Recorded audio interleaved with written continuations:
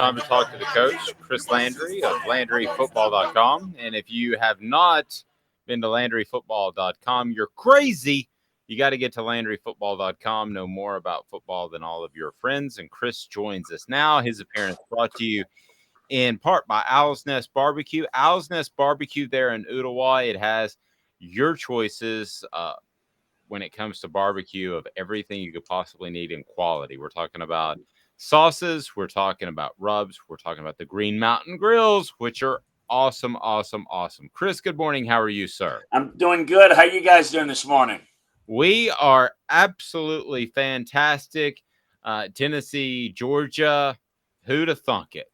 You know, if I'd have told you this in August that Tennessee, Georgia would determine everything in the East and perhaps beyond, and that Tennessee would have a realistic chance of going to Athens. I think both of us, Amanda picked Tennessee the whole time, but I think both of us would have said, nah, probably not this year. Cheers.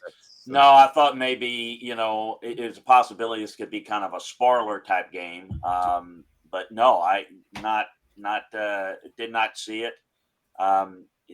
This season has kind of a life of its own. It's I tell you, I know it's exciting for fans, but just as a football guy that doesn't care who wins, I'm extremely excited for the strategic matchup and how Georgia's going to play it, and how this might be different or the same. It fascinates me a great deal. So it's got a little bit of everything. It does determine an awful lot. The loser of this game is going to need a lot of help, and it's probably not going to get it. I agree with you. I think this is basically the SEC, championship, SEC East championship, and so I think it's going to be a lot of fun. It's going to be a different atmosphere, obviously, for Tennessee having to play a really tough game on the road. They've got that, and then again, how's Georgia going to play it based upon running a similar scheme that at Alabama runs, but being able to have the benefit of looking what worked and what didn't work for Alabama against this offense,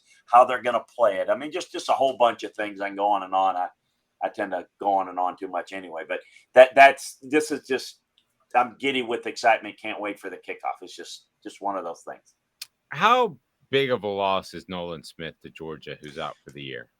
Well, it's big because he's a great player, and I feel bad for him. He came back, and but that's football. Injuries are 100% injury factor at some point for everybody. But it's not devastating. I mean, they've got Beal's really good player and has played well for them.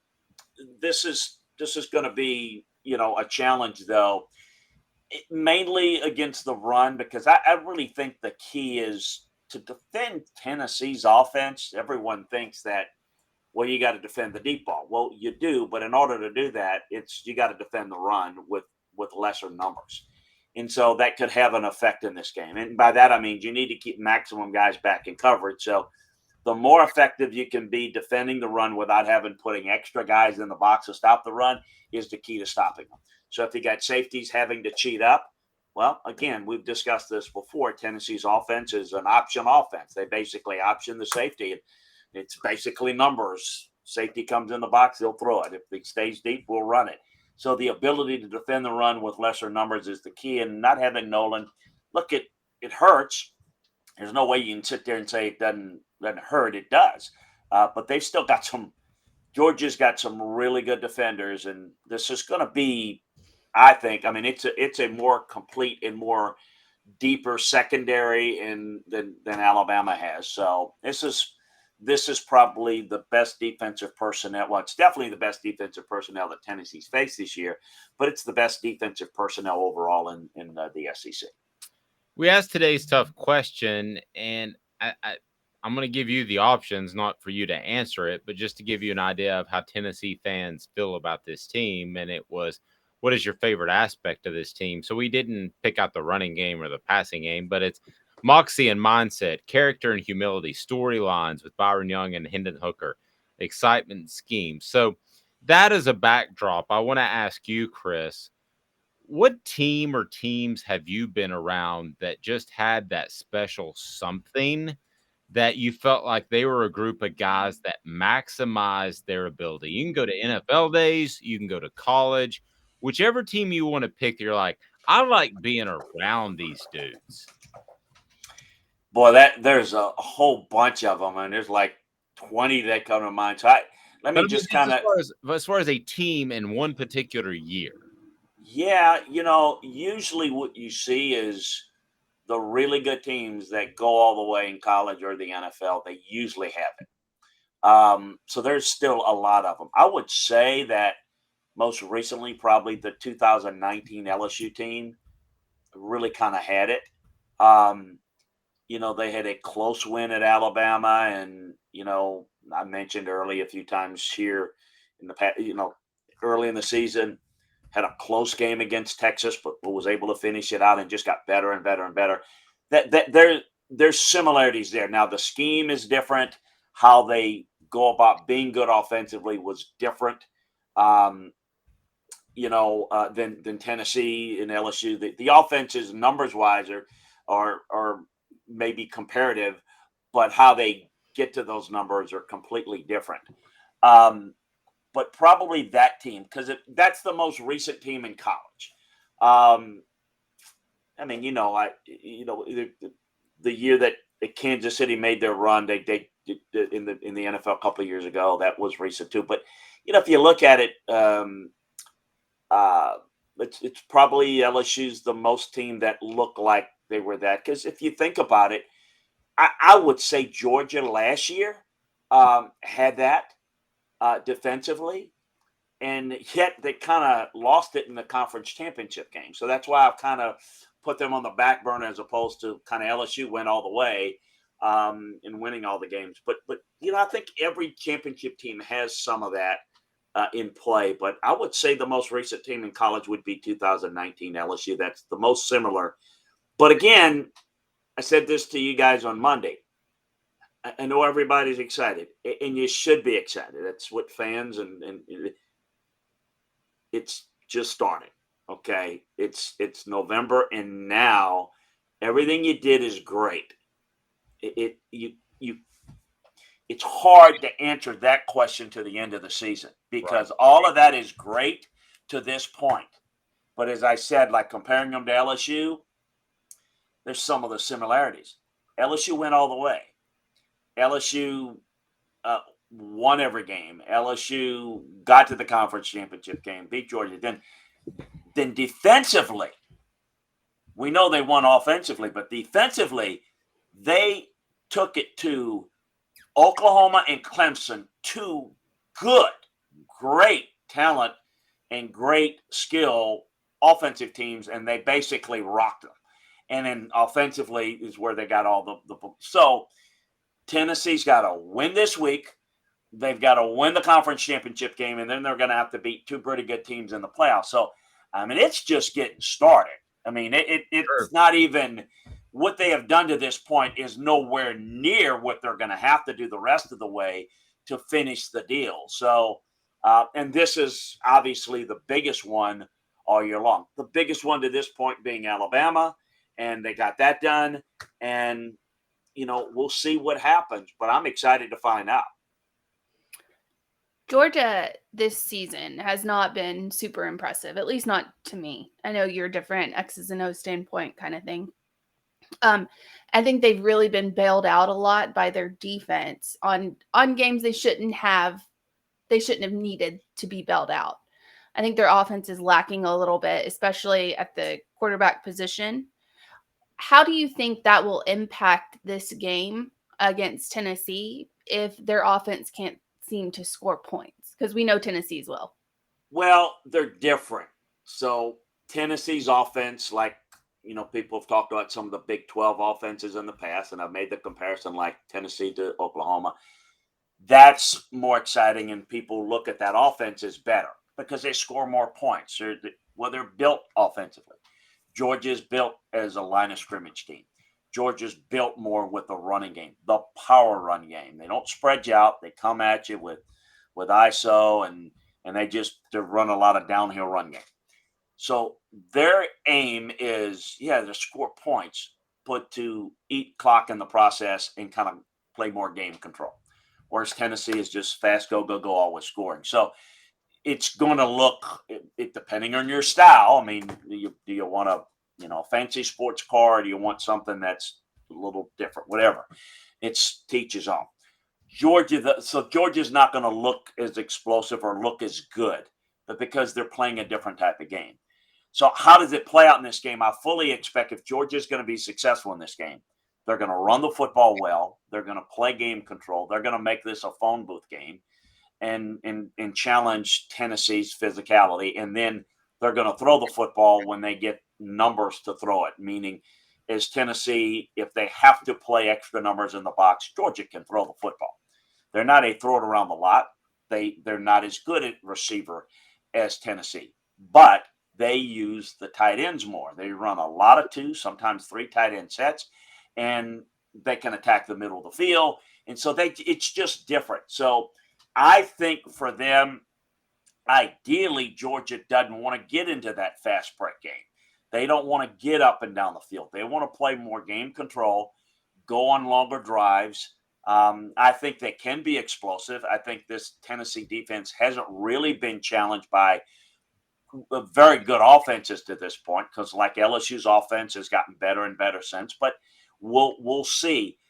I think, though, that to try to win a shootout type game is not what you want to do, because I think Tennessee can score. They can score quickly, and they don't want this game to be whoever gets the ball last, because at that point it could go either way. If Georgia makes this a phone booth game, well, then it's Georgia, and it going to win it, and maybe going to win it decisively. So it's about styles. It's about imposing your will, and who's able to do that's going to be the key. So it's just a matter of what you like, what you prefer. But, here's the thing that I always say is we've not seen a team, and Tennessee may be the outlier this year. We've not seen a team that plays this type of tempo to this degree go all the way and win everything. When you see it, and I think we're trending towards that way, you may see more and more teams do that. But I think a couple of things that have jumped out at me about this Tennessee team is how the defense has played and stepped up when they have needed to this year, and how well they pass protect. Those are the 2 things that I don't think is Tennessee's getting enough credit for, because I think everyone looks at it as it's the offense, and it is. It is. Without this explosive offense, I mean, with that defense not having the benefit of an explosive offense, they're a nice team that's gone to a bowl game. But with this offense, they're next level. And whether this can continue the rest of the way, that's what I know I'm excited to find out, and I'm sure everybody is. Explain real quick, if you can, what you mean by phone booth game. I know what you mean. Oh, yeah. It may not. Yeah, Tennessee obviously is the opposite of that. They want to spread you out. They want to go quick, go fast. Georgia wants to line up. They want to run power. They want to make it a more physical game. That's what we call the phone booth game. You can't run away from us. You're going to have to stay here and fight us. And physically, we're better than you at the line of scrimmage. We can move you off the ball. We've got a better defensive line. Georgia now, I know Nolan's not there, but they're healthier on the defensive line for the first time in some time too. Like some of their stretches in Kent, and you've got a really good nose tackle, and I think better defensive tackle play than Tennessee's face. So they want to make that a strength. In other words, they want to make the game close and keep you from spreading out. What Tennessee's gonna try to avoid that as much as possible. If you were, I don't know how many people were boxing fans in the old day, but long time ago, you remember Muhammad Ali was the rope-a-dope and going around, the Joe Frazier's, the Sonny Listons would get you in the corner and just pummel you. That's a little bit about the style. So that's a phone booth game. Make it close, make it at the line of scrimmage. If it's a line of scrimmage game, Georgia wins it, got a big advantage. If it's a spread out game, advantage to Tennessee, and we'll see if Georgia can match that.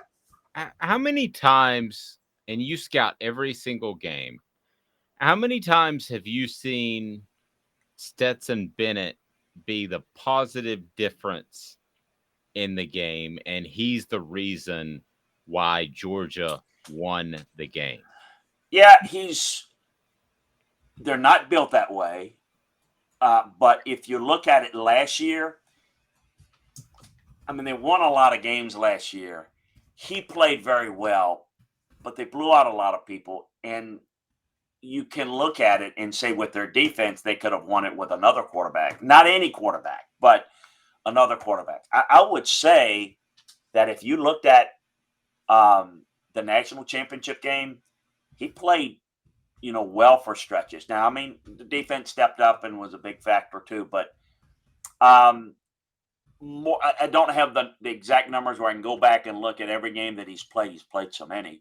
How many of them I would say it's this number, but I would say more than people think. But again, that to me in some ways is a positive because with good quarterback play is more than just great throws. Mm-hmm. It's about good decisions, protecting the football, getting you out of a bad play at the line of scrimmage into a better play.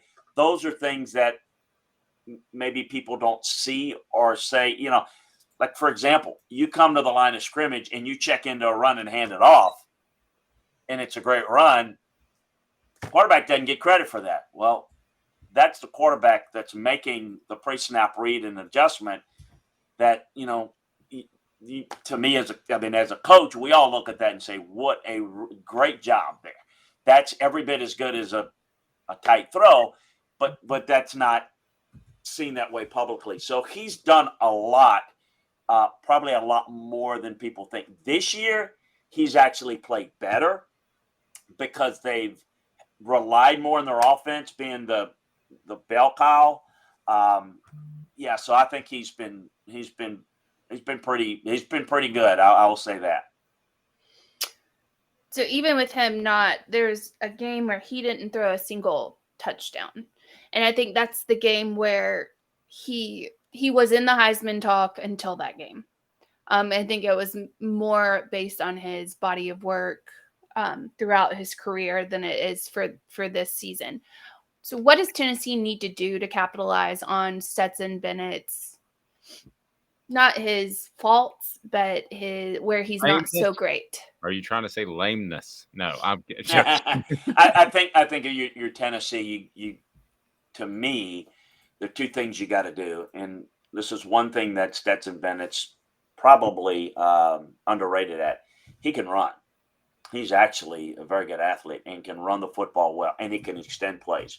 So what Tennessee's got to do, first of all, you got to stop the run because it's a play-action, passing-based offense. They do other things with Todd Monken, but it's all based on their ability to run the football. So Tennessee's got to stop the run. You stop the run, then the play action's not as effective.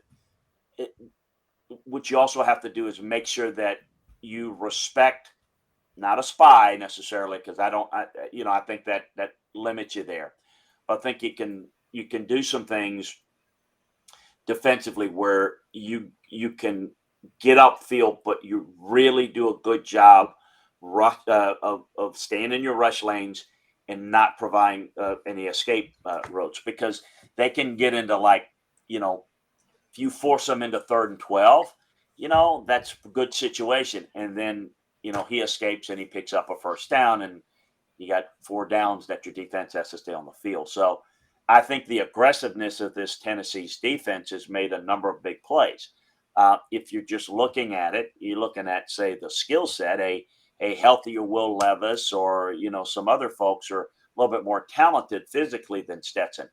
But it's about Georgia's offensive line. It's about Georgia's, running backs that are, by the way, good, really good.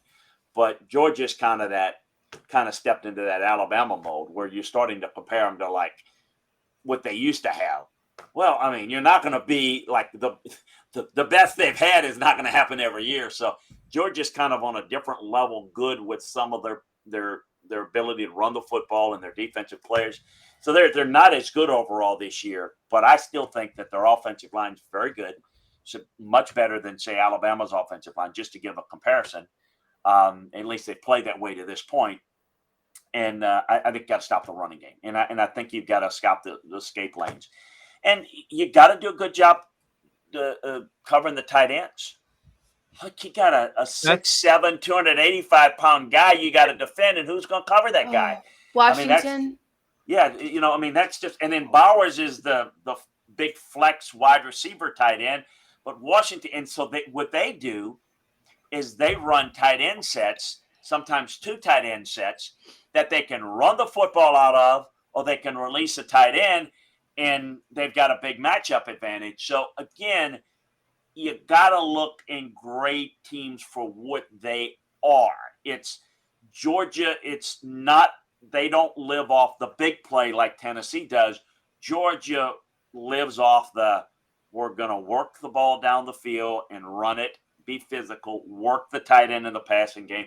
And then if you overplay that and they get a one-on-one matchup, Stetson Bennett can hurt you there if he has enough time. So, and a lot of times what they do is use those tight ends.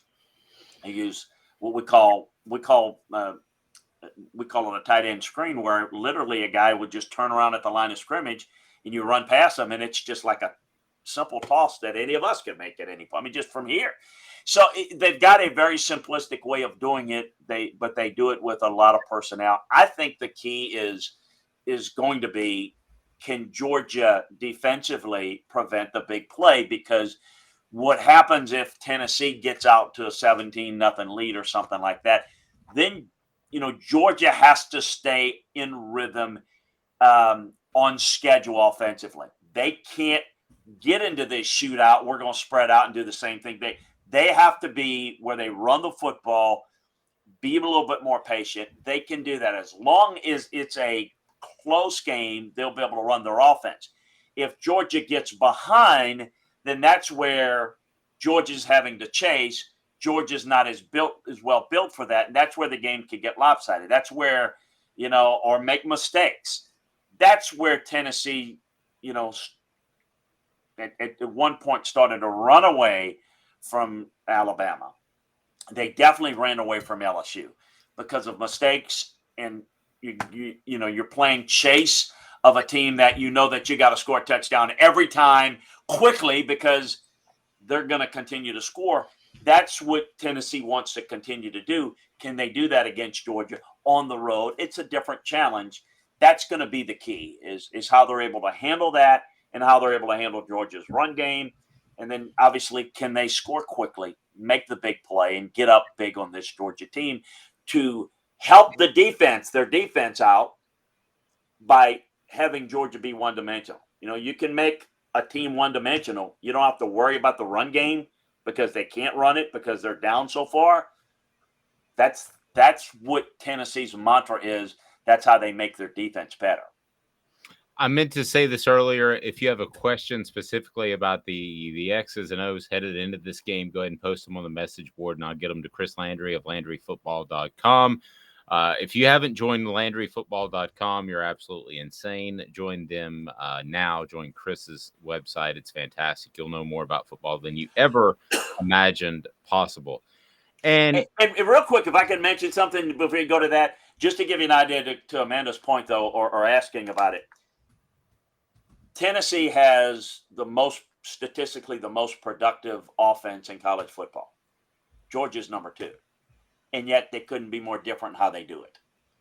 It just, it's a different way to do it, right? And so but just to give you an idea, well, they're not, if again, it's more style, substance, style. I mean, I think both are substantive, but in a different way. So just another thought to throw in there. So, but what statistic are you basing that off? The yards per play or yards per game, or I'm curious. It's a combination. I mean, yards, but point total, third down efficiency, red zone efficiency. Georgia's number 1 in third down conversions. Tennessee's more explosive on early downs. So again, it's a little bit of a different style. But when you're looking at in total offense, where you encompass everything, they're 1 and 2. I would not have thought about that. And completely different ways of doing it. I would not have thought Georgia would be number 2 by those metrics. That surprises me. I know Amanda has one last one that she wants to jump in there, but I love the story of Byron Young. The guy was working at a Dollar General store like 4.5 years ago. And how good do you think he can be potentially in the NFL? And where do you think he might be picked? I know that's kind of out of left field, but I just love this. No, no. He's a really good player. I love his story. I love his character. I love his work ethic. I love his commitment. I love his maturity to understand that there's something better out there for me. I'm going to work for it. Nothing's going to be given to me. I'm going to earn it. So refreshing in today's world where not enough of that. That's big on me. Old school football guy. When I sit down with him at All-Star games at Combine, I'm looking forward to that, as opposed to having to try to understand why, why other guys. he has an entourage. Yeah, and just some of the stuff that you have to deal with. And okay, well, you transferred 4 times. Okay, let's walk me through it. But yeah, no, so really good. But beside that, he's one heck of a football player. And no, I think he's got a chance to play at the next level and be a very effective player. And he's somebody I'd like on my team, and certainly has gotten in my scouting reports have been very positive on what I've known about him and how he's gotten to this point. So I'm excited for his future. And that story is, we need to talk about it even more, because I think that's how you do it, quite frankly. So, sorry. You a little choked up there? No, I didn't get choked up. Landry got you emotional. Yeah, that's it. So here we are, Coach Landry, and is real quick. One reason Georgia will win this game, one reason Tennessee will win this game, and what's your prediction? Georgia will win it if Tennessee's having trouble defending the run, because then Georgia can kind of take the air out of the ball to some degree, score points, and Georgia also defensively will have to prevent the big play. They have to defend Tennessee's run game with less numbers. They can't sit there and have to play 7-8 man fronts to stop the run, because that's not going to be enough to defend Tennessee's offense from hitting the big play. So, and if you kind of go over what I'm talking about, you could pretty much flip the opposite for Tennessee. That's the keys to the game. So for Tennessee, it's their offense has to continue to click with the deep ball, scoring early, getting a lead. You get a lead, then your defense can play a little differently with having to play a one-dimensional team as opposed to having to defend the play action. Tennessee's, got to get their secondary some help by getting good pass rush, getting Georgia in 3rd and long. So to me, for Tennessee, it's defending the run on early down. So if it's important for Georgia to run the football very well, it's just as important for Tennessee to defend the run very well, particularly on early downs, the forced 3rd and longs, whereas Georgia wants to stay on schedule. And then offensively for Tennessee, you got to be able to hit the deep ball. That's got to continue to work. You've got to be able to, and I think they've done this well. The way to me to kind of, I would force Tennessee to have to go on 8 or 10 play drives, because it's just simple math. If you have to convert 8 or 10 plays, there might be a drop ball, there might be a tip ball, it might be, whatever, a good play defensively to prevent them from getting into the end zone. The quick score over the top, boom, it's over, and you're back, and you're trying to figure out how we can make up the points. So I think that Tennessee, if Georgia's able to defend the run early with limited personnel and keep maximum guys in coverage, then I think Tennessee is going to need to be effective working the ball in the middle of the field in the passing game and being really good in the red zone. Because I think that the best way, and this will give a summation of how good this Tennessee offense has been. the best way, in my opinion, to beat this Tennessee offense is to prevent the big play, to make them go the length of the field, make them score in the red zone, because you don't have as much of a field. You got the back end of the end zone, that's your boundary defender. Make them score in the red zone. Make it tougher. Make them to throw in the tighter windows. The number one red zone offense in the SEC is Tennessee. They're still pretty good when they have to do that. So, but that's a better way than giving up the deep ball because you're out of position or you're biting on the run. That's kind of how I see the game strategically and matchup-wise. I am literally working right now on LandryFootball.com, finalizing the pick for this game, and I've really gone back and forth. Anybody that's followed us since we've started this, I felt strongly that Georgia and Alabama were the two best teams in the league. Did not see Tennessee in that group. I thought they were maybe the second best team in the East. Thought they might be better than Kentucky. Tennessee's better than I thought they would be. As I study them more and more, I'm more and more impressed because I think they've gotten better and better. I went back and I looked at the Tennessee-Alabama game again. And just a couple of things that jumped out at me in the overall part of it, that as poorly as Alabama played, and a lot of that was induced by Tennessee, but some of it was self-induced. Alabama had every chance to win it and didn't get it done. Tennessee did. I wonder, and this is, I mean, I don't know, to be perfect. I don't, this is why it's so fun. I don't know who's going to win it. If I had to guess, I would favor Georgia, because I think for Tennessee to win, I mean, if Georgia plays a clean game and doesn't make a ton of mistakes, which, by the way, if they get behind in this game, there's likely to be some turnovers like Alabama had turnovers, and that could be the equalizer again. But if Georgia plays a clean game, or if Alabama played a clean game, I don't know that the result would have been the same or would be the same again. And then you're playing on the road. There's a lot there that if I was forced to pick, which I am on this show, I would favor Georgia, but I'm not real confident that. I think Tennessee's got a really good chance to win it. I really do. Better than I thought at any point during the year. But I think Georgia's the more complete team. There are more ways in which Georgia can win it.